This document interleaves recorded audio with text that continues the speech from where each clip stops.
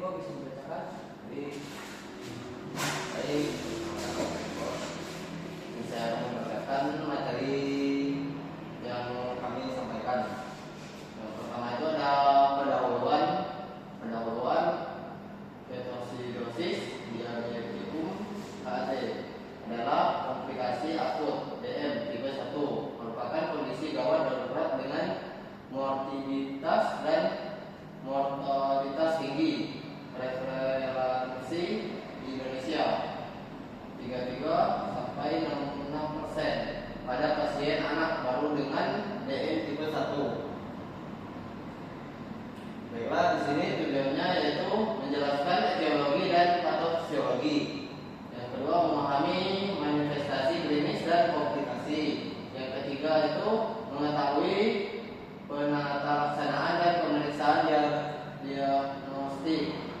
Baik, dan yang keempat di sini ada menganalisis asuhan keperawatan. Baiklah, di sini ada definisi. Ketosidosis diabetik HAD adalah komplikasi akut diabetes mellitus akibat definisi insulin absolut atau relatif, disertai gangguan metabolisme karbohidrat, protein dan lemak. Baiklah, di sini ada etiologi. Yang pertama, infeksi pneumonia, ISK, sepsis. Yang kedua yaitu ada ketidakpatuhan tidak minum obat atau insulin. Yang ketiga, mengobati itu dosis insulin tidak diperkuat.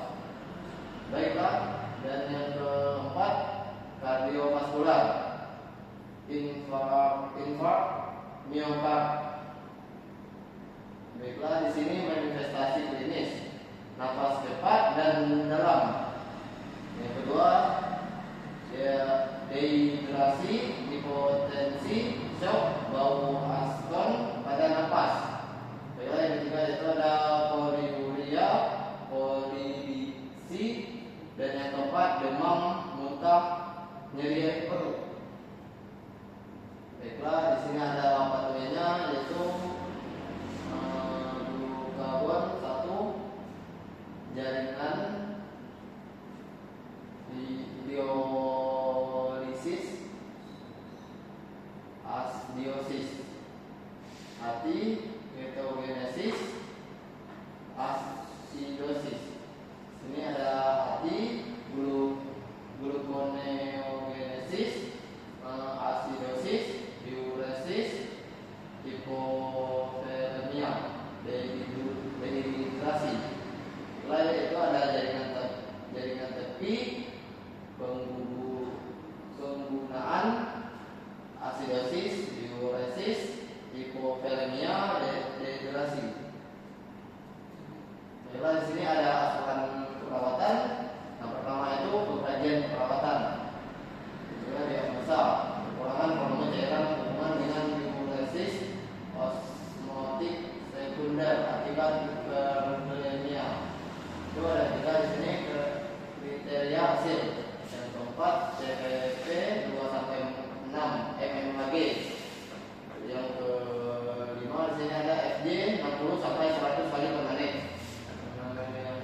Yang di sini ada P12 sampai 20 kali per menit. Yang ke-8 urin 30 ml per jam atau 0,5 sampai 1 ml/kilo per jam. Glukosa serum 250 mg atau dalam selama fase awal terapi. Ya, di sini ada osmolaritas serum 275 sampai 265 mcm per kilo. Natrium serum 135 sampai 145 mcq per L. Kalium serum 4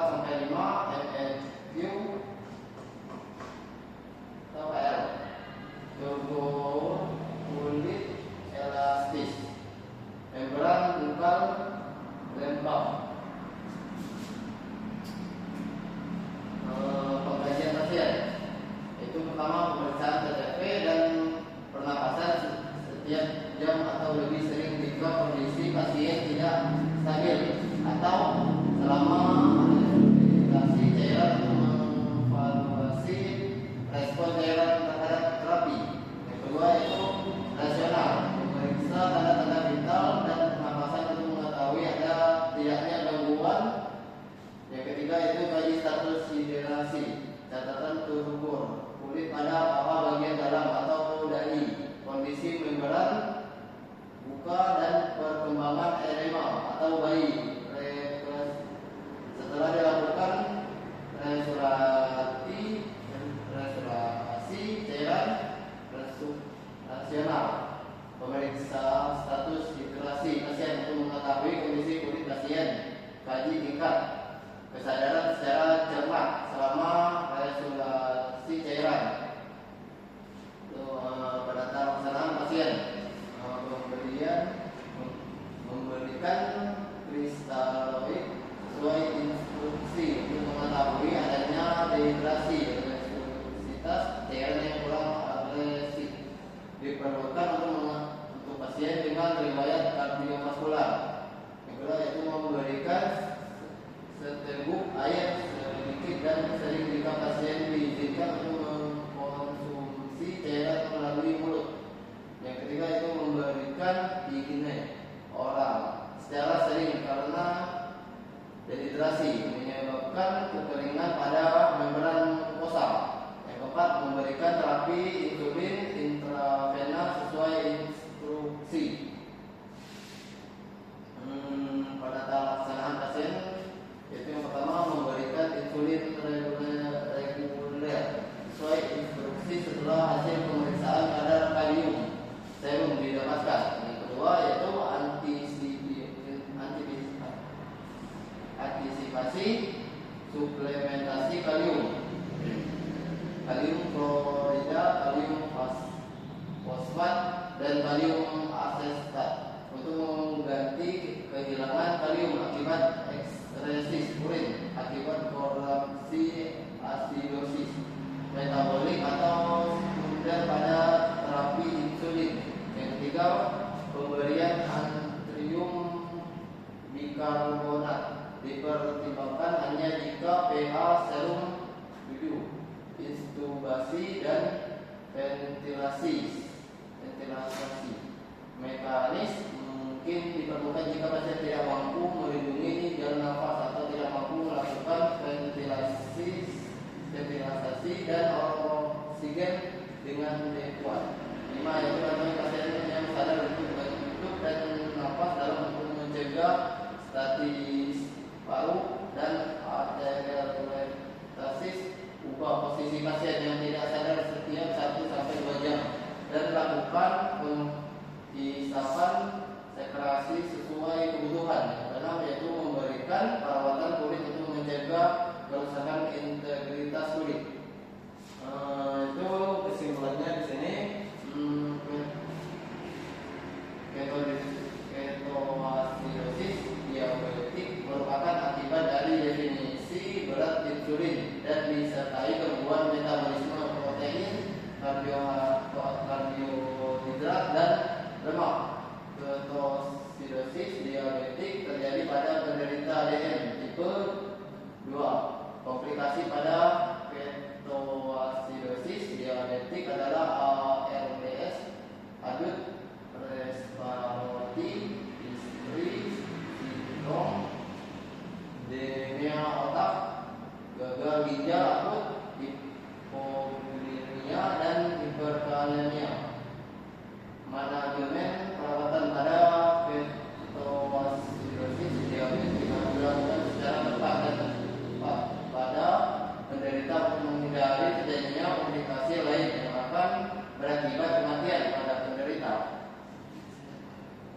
Baik, saya kembalikan kepada moderator. Baik, terima kasih atas isi materi tersebut. Pada intinya kesimpulannya KAD adalah komplikasi serius akibat definisi insulin. Penanganan cepat dan tepat dapat mencegah komplikasi fatal. Baik, kita lanjut ke sesi akhir.